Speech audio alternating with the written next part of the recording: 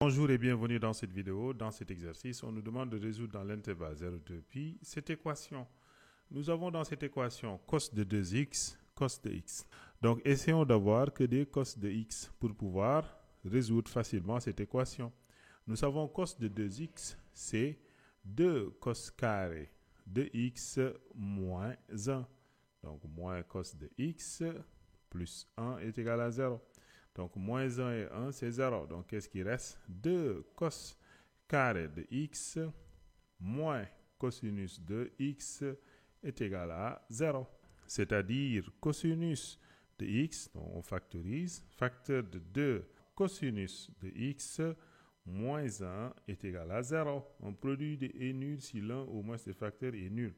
Donc, cosinus de x est égal à 0 ou 2 cosinus de x moins 1 est égal à 0. Nous savons que cosinus de x est égal à 0 si x est égal à pi sur 2 plus k pi, k appartenant à z, ou ici nous avons cosinus de x est égal à 1 demi.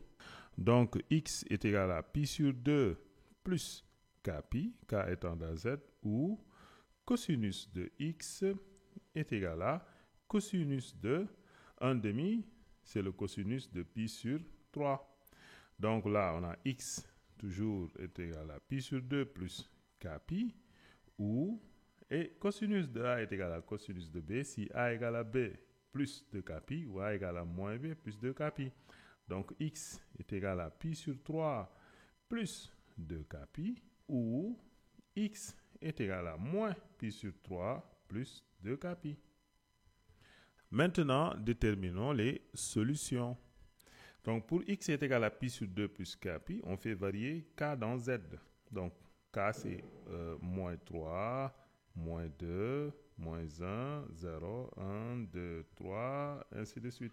Et là, ainsi de suite. Donc, c'est l'ensemble des entiers relatifs. Si k est égal à 0, nous avons pi sur 2 plus 0 fois pi, c'est-à-dire pi sur 2. Est-ce que pi sur 2 est dans l'intervalle 0,2 pi? Oui. Donc, pi sur 2 est une solution. Si k est égal à 1, nous avons pi sur 2 plus pi. Pi sur 2 plus pi, c'est égal à 3 pi sur 2. Est-ce que 3 pi sur 2 est dans cet intervalle? Oui. Donc, 3 pi sur 2 est une solution.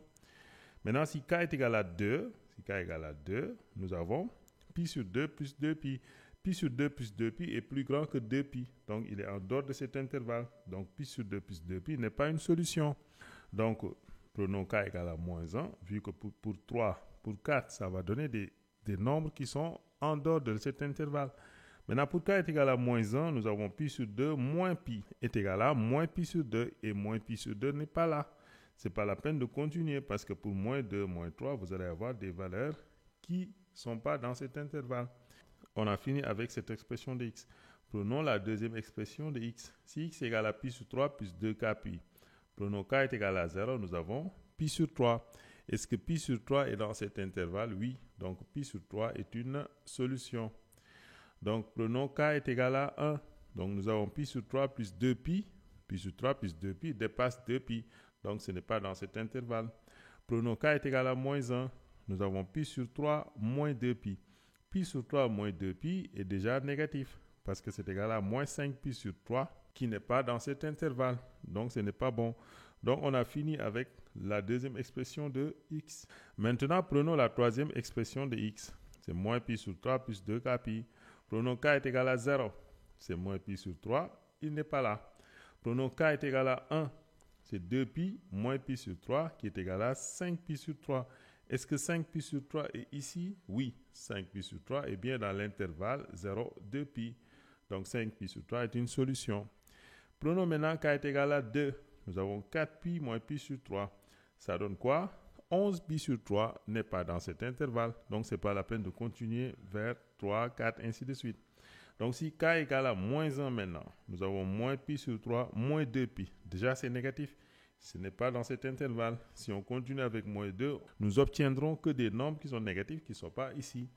Donc, l'ensemble des solutions est cet ensemble-là. Merci et à bientôt pour une nouvelle vidéo.